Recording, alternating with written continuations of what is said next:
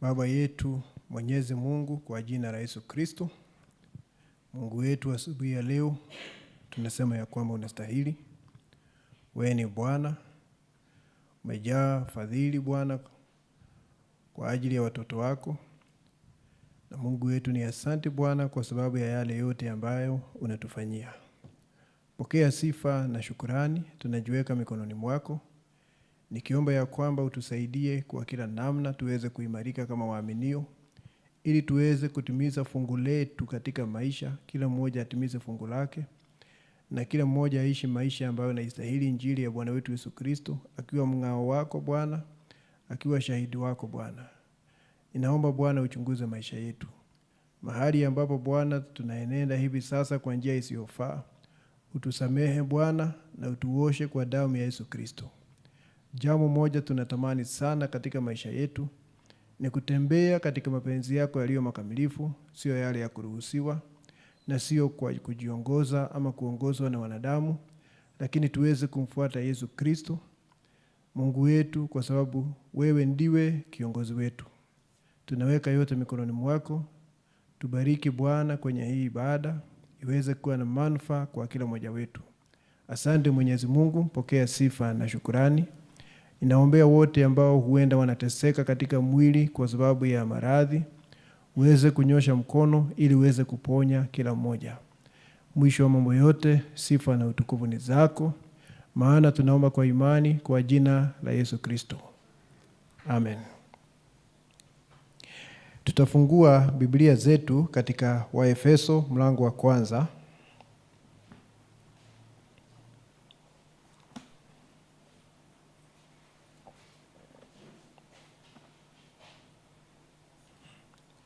Tutasoma kutoka mstari wa 12 mpaka mstari wa 14. Biblia inasema hivi: nasi katika huyo tupate kuwa sifa ya utukufu wake, sisi tuliotangulia kumwekea Kristo tumaini letu. Nanyi pia katika huyo mmekwisha kulisikia neno la kweli, habari njema za wokovu wenu. Tena mmekwisha kumwamini yeye na kutiwa muhuri na roho yule wa ahadi, aliye mtakatifu. Ndiye aliye arabuni ya urithi wetu, ili kuleta ukombozi wa milki yake, kuwa sifa na utukufu wake. Bwana ongeze baraka. Tunaweza kuketi.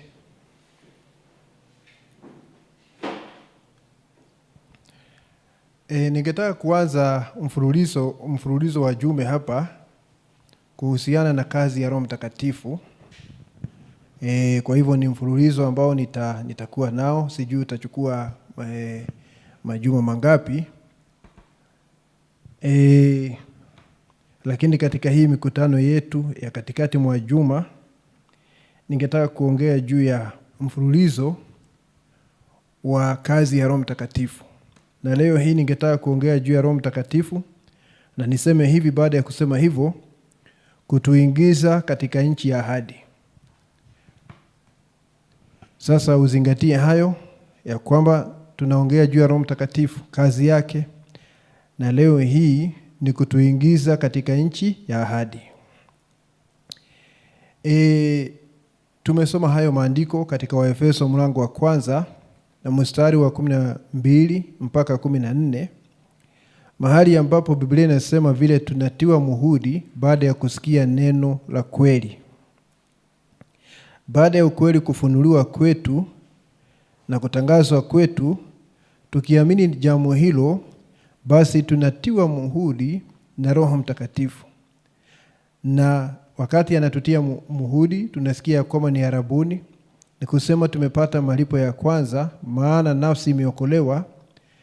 Na hilo linatuhakikishia kwamba mwishoni mwa dahari mili yetu pia itakombolewa, iweze kuwa ni mili ya utukufu. Tunajua ya kwamba tujapo katika haya maisha, tunakuja kama tumetenganishwa na Mungu. Tunakuwa ni wenye dhambi kwa asili kama watu wengine wa dunia hii, na tunakuwa ni watu ambao wamekufa katika dhambi na kutotii sheria ya Mungu. Tunakuwa ni watu wamekufa kiroho, ni watu wametenganishwa na Mungu, ni watu ambao hawezi kuwa na ushirika na Mungu katika hali yetu ya kwanza, kwa sababu tunashikiliwa na asili ya dhambi. Ndio sababu unasikia nabii akisema, wakati unazaliwa mara ya kwanza katika hii dunia, unazaliwa ukiwa umeolewa na mwingine kwa njia haramu. Ndio sababu unasikia nabii akiongea juu ile asili ya dhambi. Anapoongea juu ya hiyo asili ya dhambi, hiyo asili pia anaita mume wako wa kwanza. Na unajua mume ndiye huwa anatawala mke. Kwa hiyo inamaanisha kwamba ile asili ya ulimwengu ndio imekuwa mtawala wako wa kwanza katika maisha yako. Ulijipata umeolewa na hiyo asili kwa sababu ya vile ambavyo tulizaliwa. Sio chaguo la yeyote wetu, lakini tulijipata namna hiyo. Ningetaka tusome pia kitabu hicho tumesoma cha Waefeso, lakini sasa twende mlango wa 2. Tusome mistari ya kwanza hapo michache katika kitabu cha Waefeso mlango wa 2 mistari ya kwanza michache. Ningetaka tusome hapo. Usikie vile ambavyo tunaanza katika haya maisha. Hali yetu ya kwanza ya kuwa wenye dhambi, watu ambao ni adui zake Mwenyezi Mungu, watu wasio na ushirika na Mungu. Inasema hivi, nanyi mlikuwa wafu kwa sababu ya makosa na dhambi zenu. Hiyo ndio hali yetu ya kwanza. Tulikuwa wafu kiroho, hai kimwili, lakini wafu kiroho. Nanyi mlikuwa wafu kwa sababu ya makosa na dhambi zenu, ambazo mliziendea zamani kwa kuifuata kawaida ya ulimwengu huu. Yaani kufanya kile kinafanywa na wengine na kuishi vile wanaishi. Na kwa kumfuata mfalme wa uwezo wa anga, roho yule atendaye kazi sasa katika wana wa kuasi. Ni kusema tulikuwa tunafuata shetani, kwa sababu ndiye huyu mfalme wa uwezo wa anga ni Ibilisi, na tulikuwa tunamfuata huyu, ambazo zamani sisi sote nasi tulienenda katika hayo, katika tamaa za miili yetu, tulipoyatimiza mapenzi ya mwili na ya nia, tukawa kwa tabia yetu watoto wa hasira kama na hao wengine. Hapo watoto wa hasira inamaanisha ya kwamba Mungu akatukasirikia kwa sababu tunaishi katika maisha ya dhambi, na dhambi ni kutokuamini. Na unapokosa kuamini Mungu, matendo ama matunda ya kutokuamini yataonekana katika maisha yako. Tukawa tumetenganishwa na Mungu. Na katika hii hali, japo sisi ni watoto wa Mungu kwa sababu ya uteuzi, si kwa sababu ya kuitwa na ujumbe. Ujumbe haukufanyi mtoto wa Mungu. Ujumbe unakurejesha katika nafasi yako, kwa sababu wewe ni mtoto ambaye alikuwa ametoroka nyumbani. Wewe ni mwana mpotevu. Sasa ujumbe unakurejesha nyumbani, sio kukufanya mwana, lakini ni kukurejesha mahali wana wanaishi. Kwa sababu wana hawaishi katika mazingira ya nguruwe, wanaishi nyumbani alipo baba. Sasa ujumbe kila wakati unakurejesha nyumbani, lakini unarejeshwa kwa sababu kwanza wewe ni mtoto wa Mungu. Si kwamba ujumbe unakufanya mtoto wa Mungu, wewe ni mtoto wa Mungu, na ndiyo sababu unarejeshwa nyumbani. Nabii anasema mtu ambaye sio mbegu ya Mungu hawezi kuhuishwa. Wakati unahuishwa na Roho Mtakatifu na unazaliwa mara nyingine, unahuishwa kwa sababu kwanza wewe ni mtoto, maana mtu asiye mtoto hawezi kuhuishwa. Anasema hivyo katika ujumbe. Kwa hiyo katika hali yetu ya kwanza, japo tulikuwa watoto wa Mungu bado walio nje ya nafasi, hatungeweza kuwa na ushirika na Mungu na hatungeweza kurithi chochote, kwa sababu tulikuwa tunamilikiwa na nguvu nyingine. Sio nguvu ya Roho Mtakatifu, sio Bwana wetu Yesu Kristo, lakini tulikuwa tunamilikiwa na nguvu nyingine. Na tukawa tunafuata utaratibu wa hii dunia kama na watu wengine. Wakati tulizaliwa katika familia zetu, tukapata ya kwamba kuna utamaduni wao, kuna mila wanafuata, kuna desturi zao, na sisi tulianza kufuata pasina kuuliza maswali. Maana tuliamini ya kwamba hayo ndiyo sahihi. Ili mradi tumepata wazazi wakifanya na babu zetu wakifanya mambo hayo, basi mambo hayo lazima yawe sahihi. Na kama si kuitwa na Mungu, tungekuwa katika hayo mambo bado. Kama si rehema za Mungu kutufikia, tungekuwa tunafuata mambo hayo kama vile ambavyo tulikuwa tunafanya pale awali. Tukaanza kufuata taratibu za ulimwengu, kile kinafanywa na walimwengu, yale maisha wanaishi, zile itikadi wanazo, tukaanza kufuata mambo hayo. Ndio maana unaona wakati watu wanazaliwa, kama tuseme wamezaliwa katika utamaduni mahali ambapo kuna Ukristo, tunakuta kuna vitu vinaitwa Christmas na vingine vinaitwa Easter, na tunaanza kufuata na tunaambiwa kwamba ni siku takatifu na hatutakiwi kuswali mambo hayo, kwa sababu tumejipata katika ule utamaduni, ile culture, zile desturi tumejipata pale, ni kusema tunafuata ulimwengu. Unaona, tukaanza kuishi kama na wale wengine, na wale ambao tulipata si kusema walikuwa waaminio, walikuwa wanafuata tamaduni zao na mila na desturi za watu. Tukaanza kuishi maisha kama hayo, na hayo ni maisha ya dhambi, kwa sababu sisi si waaminio wakati huo, wala hatutumikii Mungu aliye hai. Lakini kwa sababu wewe ni mtoto wake, Mungu ana mpango kwa ajili ya kila mmoja wetu.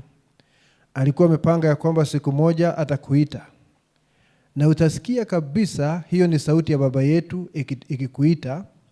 Ndio sababu katika Yohana 10 unasikia Yohana akisema, kondoo wangu waisikia sauti yangu na kuitambua. Unajua kusikia pale sio kusikia tu, yeyote anaweza kusikia. Yeyote, watu huwa wanasikia neno likihubiriwa, watu wasio watoto wa Mungu. Kwa hiyo tukisema kusikia hatumaanishi hivyo, tunamaanisha kuelewa ya kwamba hiyo ni sauti ya mchungaji, hiyo ni sauti ya baba yetu akiitana. Na Mungu anakuita kwa sababu hapo awali nimekuambia wewe siku zote umekuwa mtoto wa Mungu. Hata wakati ulikuwa umezama katika dhambi, ulikuwa ni mtoto wa Mungu akiwa nje ya nafasi yake, akitumiwa vibaya na Shetani, akitumika katika ufalme ule mwingine badala ya kutumika katika ufalme wa Bwana. Ulikuwa ni mtoto wake. Ulikuwa ni mtoto akiwa nje ya nafasi yake. Lakini sasa Mungu anataka akurejeshe nyumbani na akurejeshe katika nafasi yako. Na vile ambavyo tumesoma katika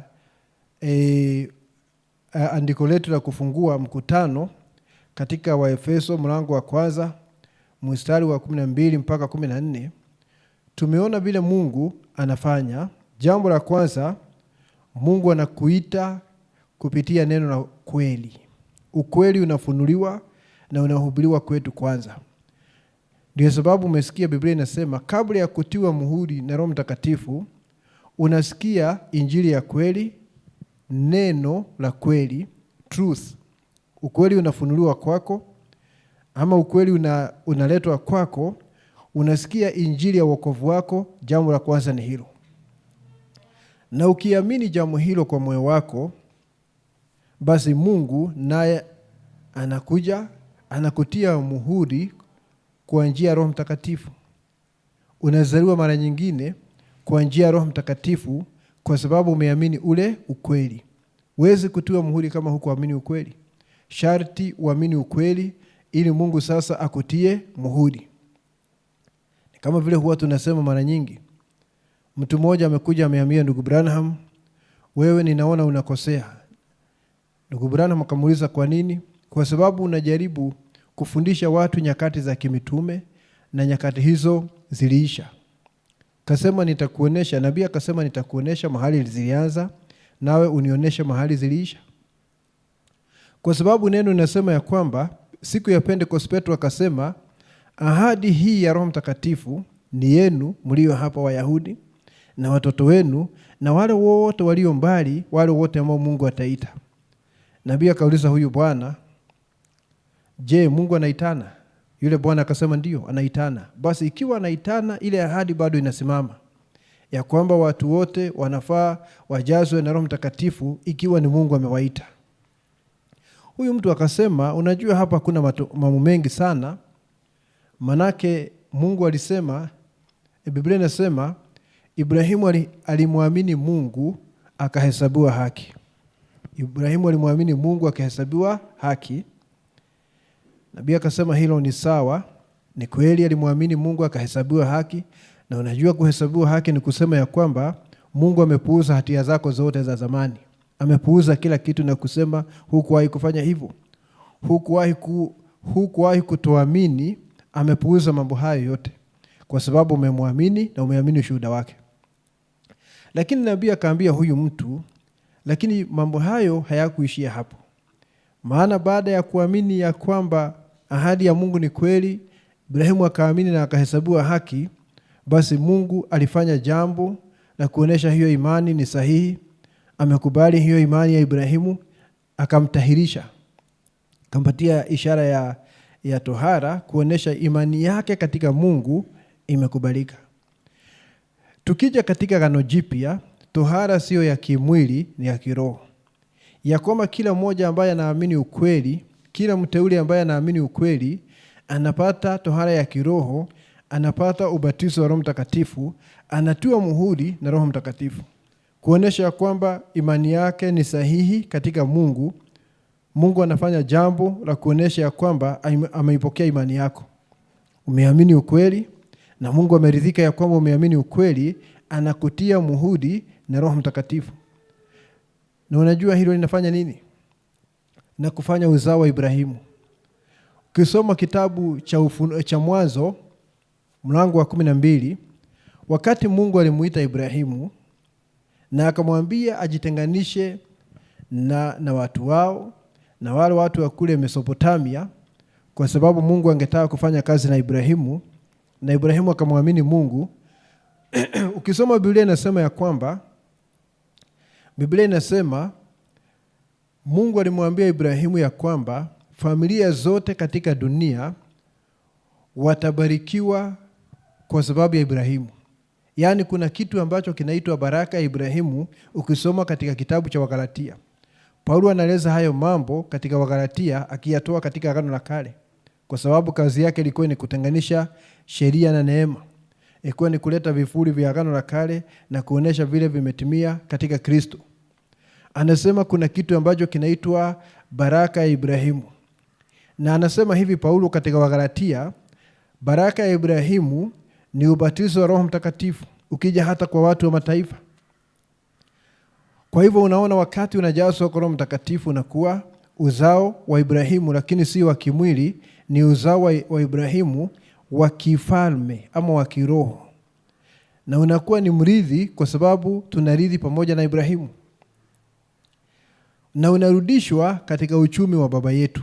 Mahali ulikuwa nje, sasa unarudishwa katika uchumi. Nikisema uchumi hapa, sio uchumi wa kuuza na kununua. Uchumi hapa katika muktadha huu ni ufalme. Ni ufalme wa Mungu, unarudishwa mle ndani. Unarudi hapo kwa sababu hapo ndipo nyumbani, na hapo ndipo palikuwa mahali pako. Ni vile ulitolewa nje na ile dhambi ya mwanzo, ile ambayo ulizaliwa nayo, ili kutoa nje ya nafasi yako. Na sasa ili uweze kurudi katika hiyo nafasi, lazima Mungu ashughulikie dhambi. Kwa sababu hiyo ndio ilikufanya usiwe ndani ya uchumi wa Mungu. Sasa ili uweze kuwa katika uchumi wa Mungu, lazima Mungu ashughulikie swala la dhambi ili uweze kurejea hapa. Ndio sababu unaona Yesu alikuja, jambo la kwanza tunajua, akatolewa sadaka pale Calvary na akalipa gharama na akasema yote yamekwisha. Yaani ni kusema amelipa gharama yote, wala siwezi kuongeza chochote, sina mchango pale na huna mchango pale. Mchango wetu ni kuamini kile amefanya, lakini si kumsaidia kulipa gharama. Hiyo hatuwezi kumsaidia. Ndio sababu huwezi kuongeza kitu kingine kwa damu ya Yesu Kristo. Kila kinatukomboa ni damu, na damu peke yake. Akalipa gharama akiwa peke yake. Na sasa baada ya kulipa gharama, sasa lazima akuite kwa msingi. Sasa ameweka msingi wa kuokoa watoto wake. Kwa msingi wa ile damu iliyomwagwa, anaweza sasa kuita watoto wake, kuambia nimewafia, nimewalipia gharama, sasa mnaweza kurudi nyumbani, unaweza kutoka katika nyumba ya utumwa. Ndio sababu unaona wakati injili inaletwa, neno la kweli, kwa sababu hilo ndilo linatuokoa, unaanza kusikia vile mwana kondoo amekufa kwa sababu yako. Unasikia vile ambavyo amefanya uombezi, mambo hayo yote.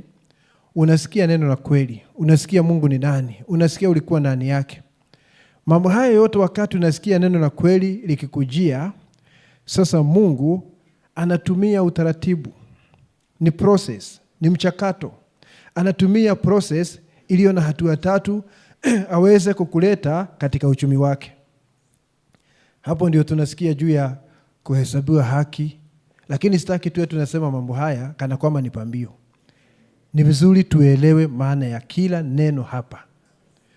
Unahesabiwa haki. Kuhesabiwa haki inamaanisha hivi, umesikia neno. Na hilo neno limekuamsha ukaona, ni mimi ninaitwa. Kumbe hivi ndivyo ilivyo. Kumbe mimi ni mrithi wa wokovu. Unasikia neno. Na wakati unaamini neno hilo, ungali na dhambi katika maisha yako. Ungali na yule mume wa kwanza, lakini hata hivyo umesikia neno hilo na umeliamini katika moyo wako, lakini dhambi haijaondolewa. Lakini kwa sababu umeamini ushuhuda wa Mungu, hukufanya Mungu muongo. Umeamini kile Mungu amefanya, jambo hilo linafanya Mungu ahesabu wewe si mwenye dhambi, wala hukufanya dhambi wakati wowote. Ingawa haja kutakasa, anaangalia imani yako. Anaona pale mbele, hakuoni ukiwa hapa, anaona pale mbele ukiwa umekamilika. Unahesabiwa haki kana kwamba hukuwahi kufanya dhambi wakati wowote.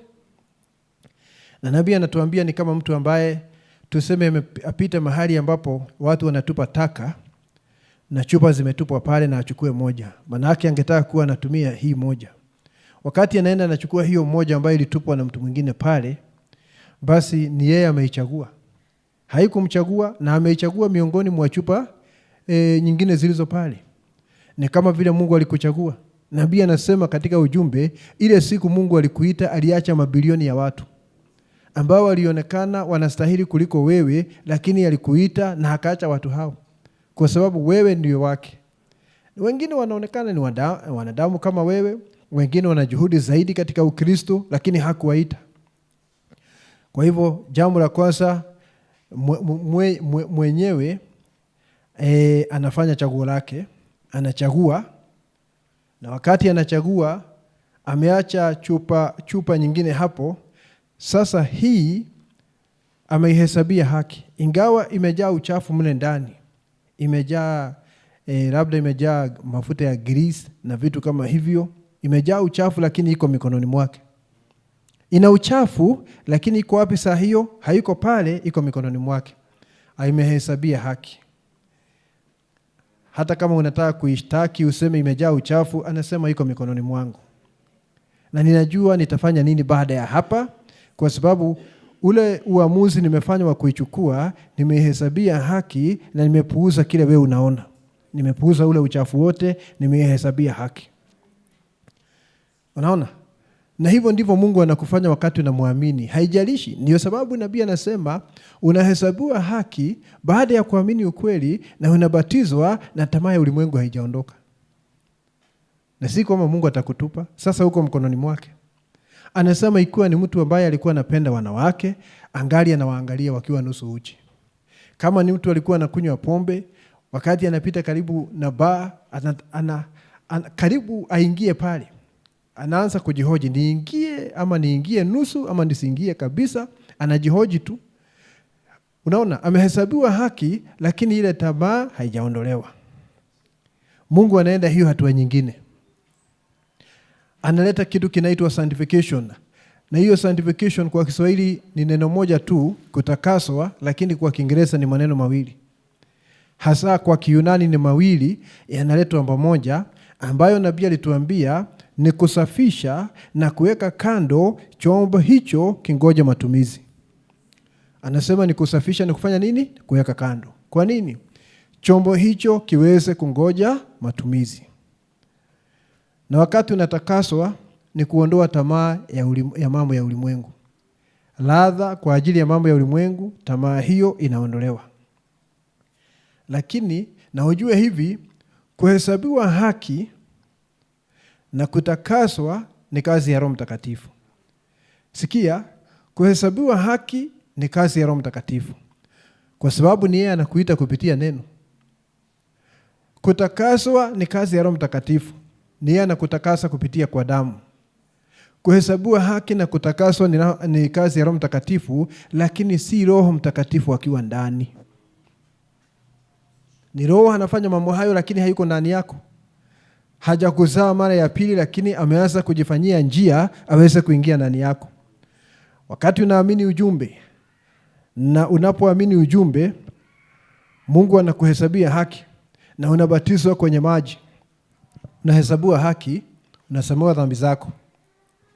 Lakini kuna utakaso mahali ambapo tamaa ya ulimwengu, ya mambo ya ulimwengu inaondolewa, matunda ya dhambi yanaondolewa, lakini haujazaliwa mara ya pili. Mpaka ufika siku ya Pentecost, ujazwe na Roho Mtakatifu. Ni kusema ya kwamba sasa Mungu aingie ndani ya nasi, aanze kuishi akiwa pale ndani. Nabii anasema hivi katika nyakati za kanisa, anasema Wakristo wengi sana ni wale wanaenda hatua ya kwanza na ya pili, lakini hawaendi ya tatu. Anasema ya kwamba wanahesabiwa haki na wanatakaswa, lakini hawaingii katika Pentecost. Yaani unajua nabii anasema Pentecost si madhehebu. Watu wanaweza kujiita madhehebu ya Kipentecost. Wajiita Full Gospel, wajiite Living Waters, wajiite Reconciliation, yale yote wanataka kujiita. Hayo ni madhehebu, lakini Pentecost yenyewe sio madhehebu, ni tukio la kujazwa na Roho Mtakatifu. Ni tukio la kujazwa na Roho Mtakatifu.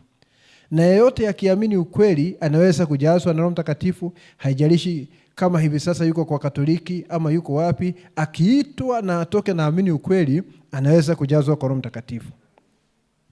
Nabii anasema wengi sana ni wale wanaenda hatua ya kwanza ya kuhesabiwa haki na wanaenda ya pili ya kutakaswa, lakini hawaingii ya tatu, na ndio sababu wanaishi maisha yasiyo na nguvu ya ushindi. Anasema hivi, many are powerless because they fall short of Pentecost. Wanakosa kufika Pentecost, na ndio sababu hawana nguvu katika maisha yao na hawana maisha ya ushindi. Unajua sio vizuri kuzoea kuwa tu tuseme mshirika wa kanisa bila kutazamia ahadi za Mungu zitimie katika maisha yako.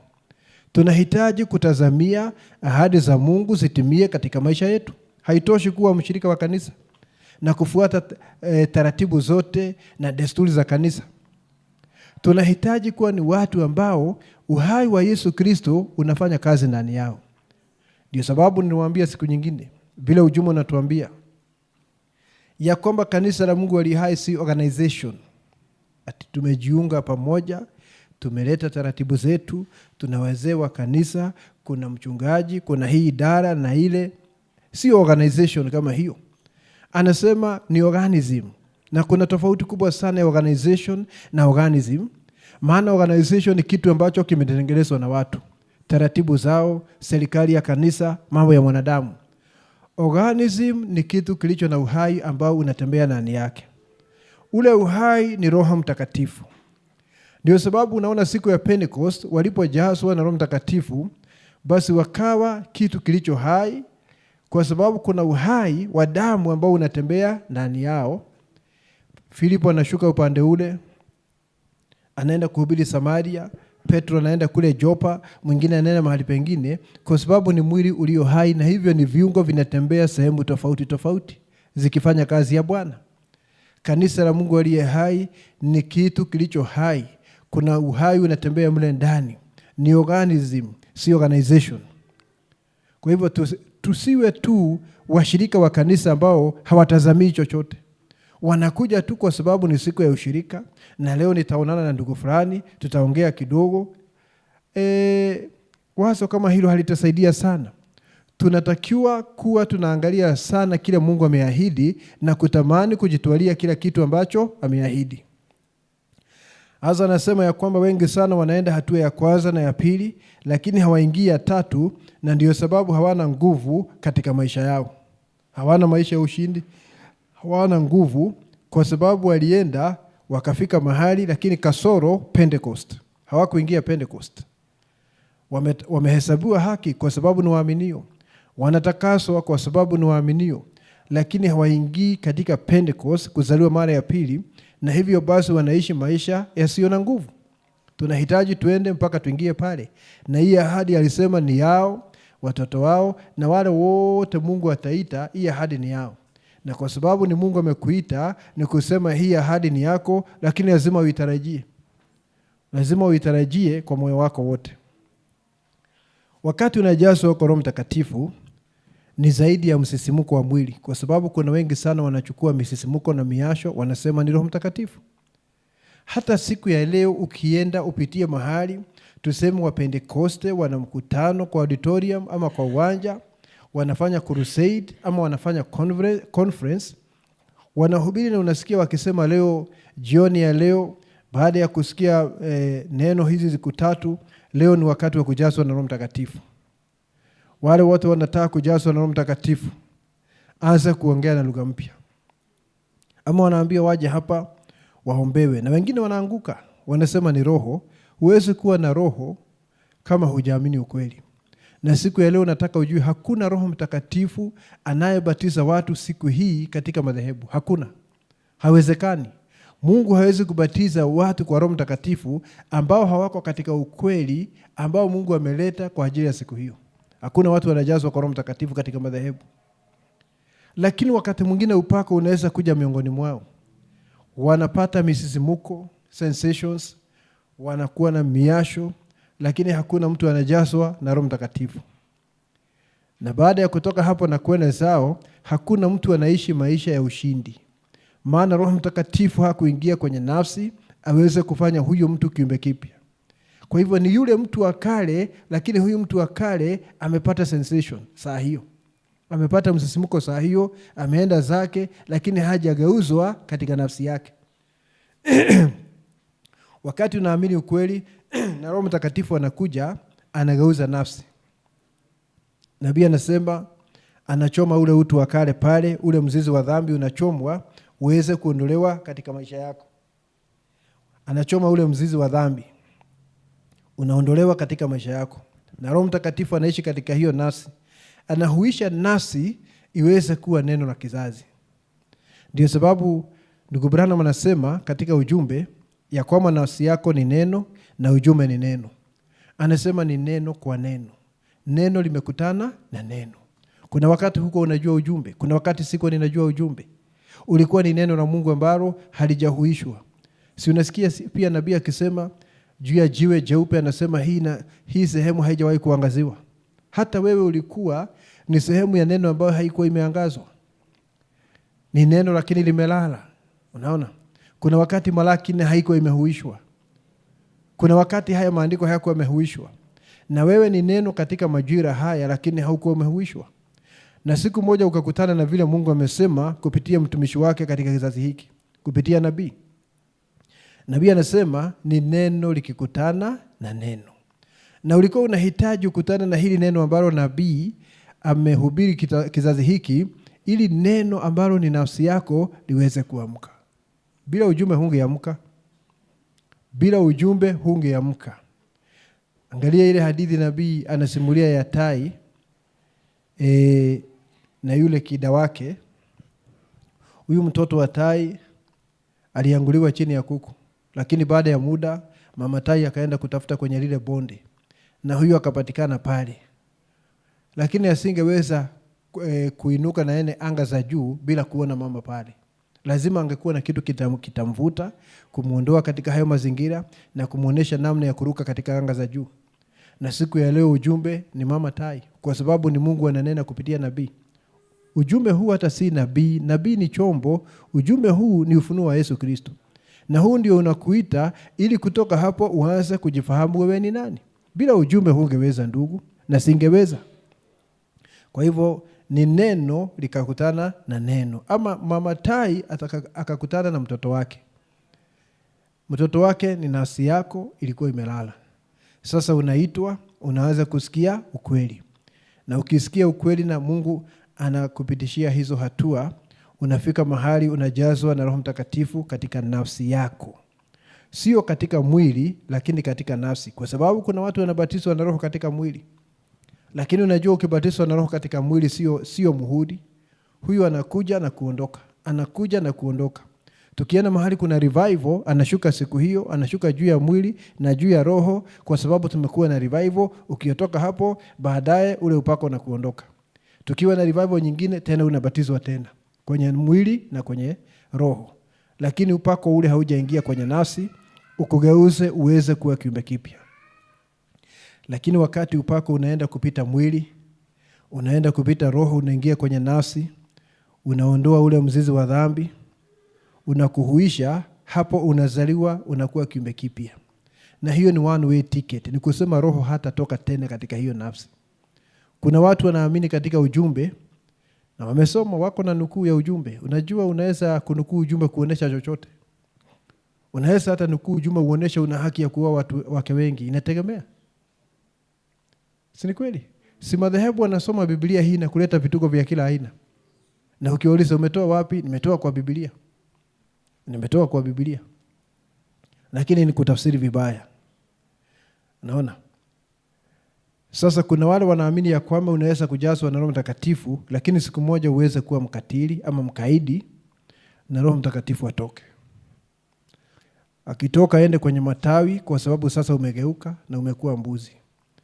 Anangoja siku ile utageuka uwe kondoo tena, atarejea. Jambo la kwanza hilo haliwezekani. Kwa sababu mbegu haiwezi kubadilika. Huwezi kufanya mbuzi awe kondoo ama kondoo awe mbuzi. Si ni kweli? Huwezi kugeuza. There is no change in species. Huwezi.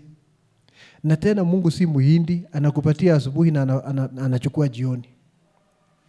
Akikupatia roho, amekupatia roho umilele, eternally. Lakini ukikosea, anaweza kuondoa furaha ya wokovu. Si aondoe roho, hawezi kuondoa roho. Lakini anaweza kuondoa furaha ya wokovu. Na Mungu atakuadhibu ukifanya hatia maksudi, Mungu atakuadhibu. Wala huwezi kupokonywa roho, kwa sababu ukipokonywa roho, hilo si neno la Bwana. Nabii mahali pengine anasema, ikiwa Mungu atakuokoa leo hii, na kule baada ya miaka kadha aone ya kwamba atakupoteza, basi ni kumaanisha anajipinga mwenyewe. Na hajui vile anafanya, kwa sababu ikiwa naona kule mbele, aone atakupoteza na hapa anakuokoa, haikuwa na maana ya kukuokoa hapa. Lakini Mungu hayuko hivyo, anakuokoa milele daima. Na wakati unajazwa na Roho Mtakatifu, umeingia katika familia nyingine.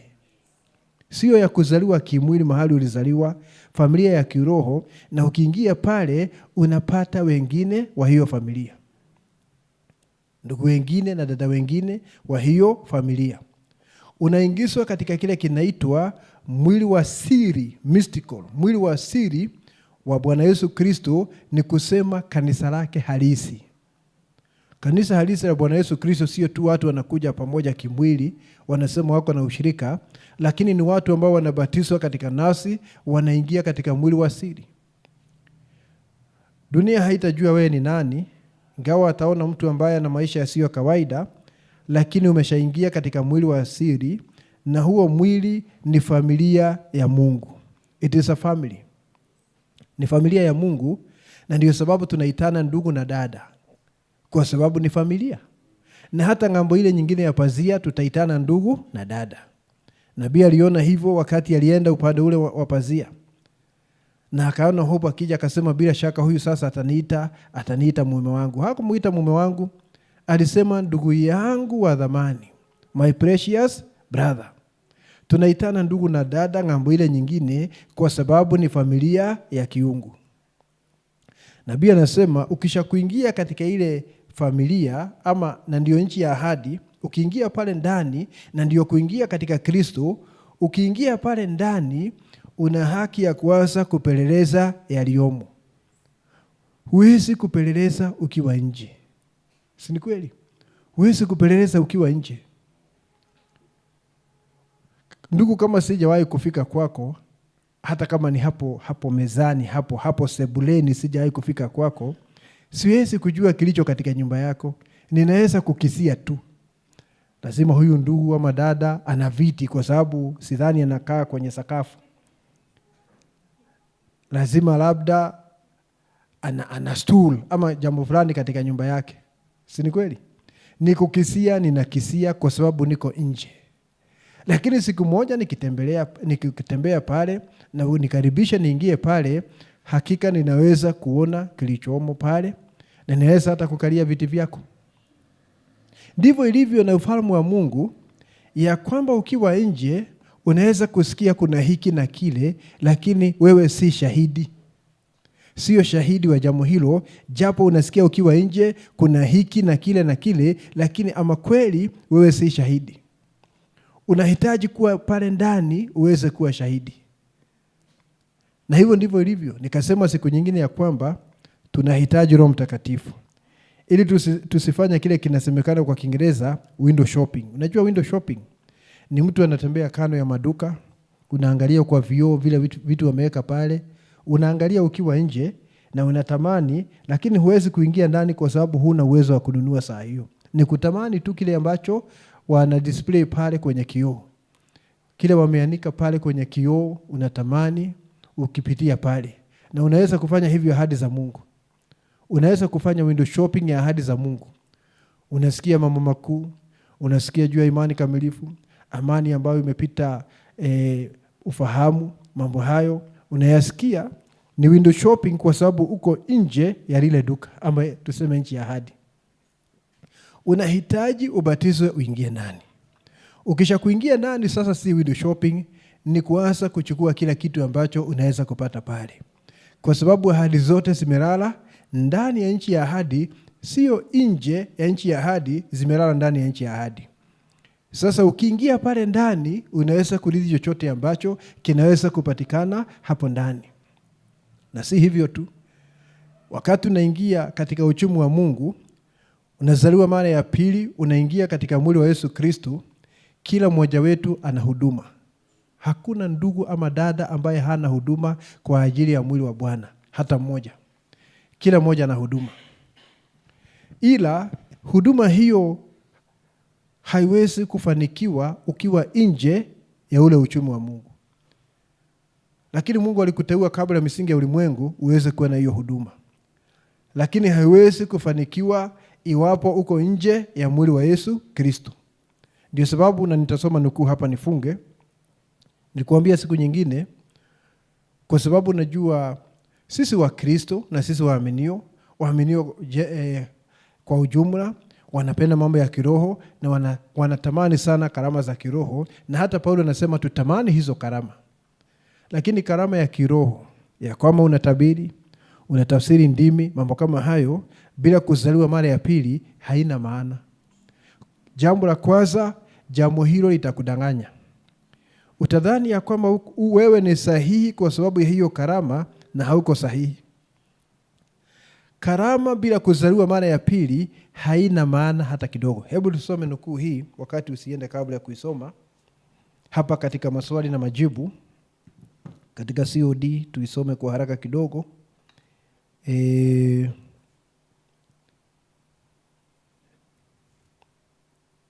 Hebu tuone.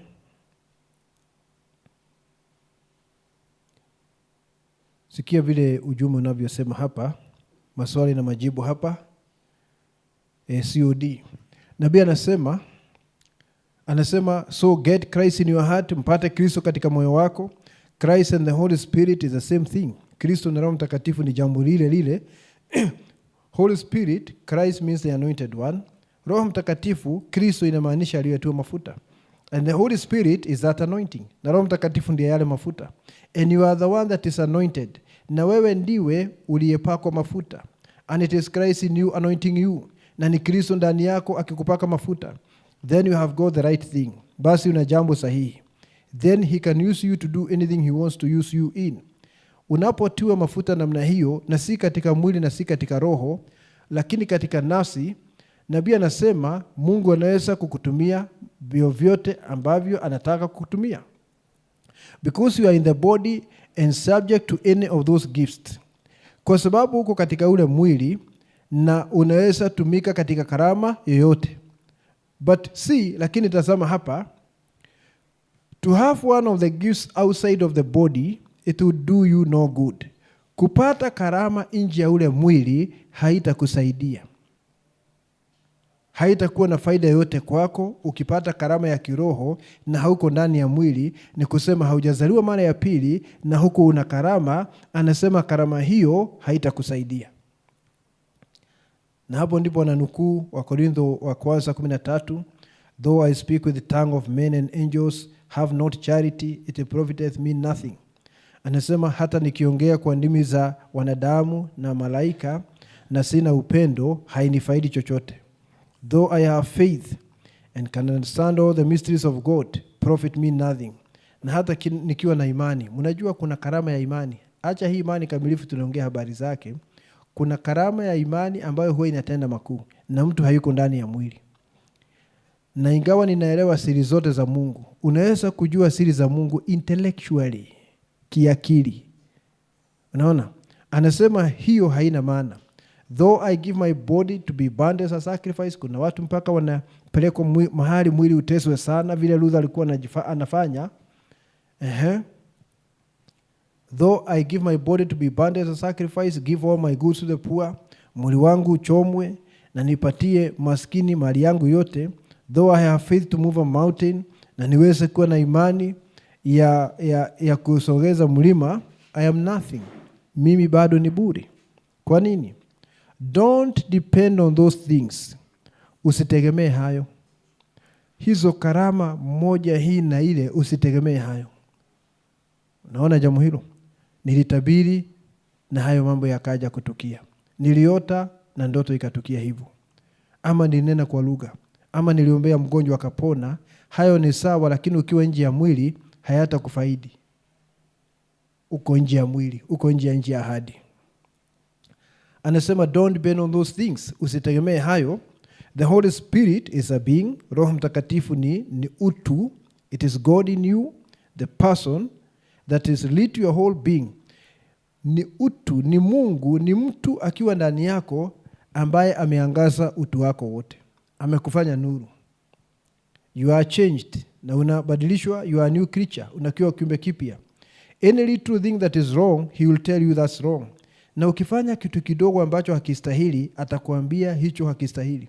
Roho Mtakatifu akiwa ndani ya mtu, huwa anahukumu mtu. Ukifanya kosa na kuhukumu mara moja, na hutapata amani mpaka usahihishe jambo hilo.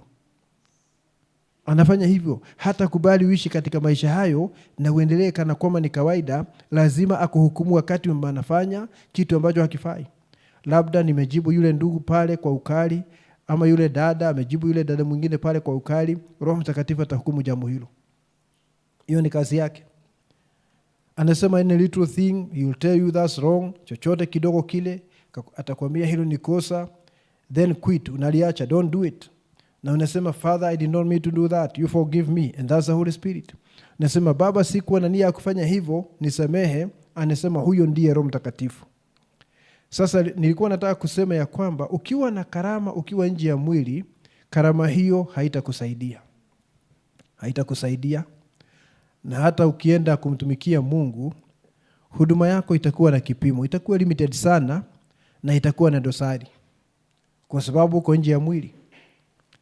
Ndio sababu tunahitaji tuweze kuingia katika nchi ya ahadi. Baada ya kuamini ukweli, tuweze kuingia katika nchi ya ahadi. Tukiingia pale, basi tunaweza kupeleleza yaliyomo kwa ajili yetu. Jambo la pili, tunaweza kuanza kutumikia Mungu kwa njia iliyo sahihi. Ukiwa nje, sisemi ya kwamba huna huduma, lakini huduma yako ni limited. Una huduma ndio, hata Petro walikuwa wanaponya watu kabla siku ya Pentecost, wakiwa pia na shida nyingi. Wanaponya watu na wanafukuza pepo, lakini bado wanashindana mkubwa ni yupi. Petro anakata watu masikio. Wanamwambia Yesu, hawa watu kama hawataki ujumbe, wache tulete moto uwarambe hawa watu. Unaona? Na wanafukuza pepo na mambo kama hayo, lakini mwili umejaa miongoni mwao. Na ndio sababu waliambiwa sasa Yesu akiondoka, msiende mahali popote, sasa mngoje ahadi ya Baba, ili muingie katika nchi ya ahadi. Acha tufike hapo, naona wakati wetu umeenda. Nitaendelea Bwana akipenda. Tutaomba. Asante Baba yetu, kwa jina la Yesu Kristo. Tusaidie kila mmoja wetu Bwana. Na kwa sababu Bwana tu wateule wako, basi na ikupendeze kuweka kila mmoja katika mwili huu kwa njia ya kuzaliwa mara ya pili. Maana katika kanisa la Mungu aliye hai hatujiungi, lakini tunazaliwa mle ndani, tunakuwa sehemu ya kanisa la Mungu aliye hai. Asante Mwenyezi Mungu, pokea sifa na shukrani. Msaidie kila mmoja wetu aweze kuwa katika mwili na aweze kupeleleza ahadi hizi Bwana kuu sana, akiwa ndani ya mwili wa Yesu Kristo, akiwa katika nchi ya ahadi. Asante Mwenyezi Mungu, ni wewe unajua udhaifu wetu na upungufu. Ninaomba unyoshe mkono, utusaidie kwa kila namna, na tunasema upokee sifa na shukrani kwa jina la Yesu Kristo. Amina.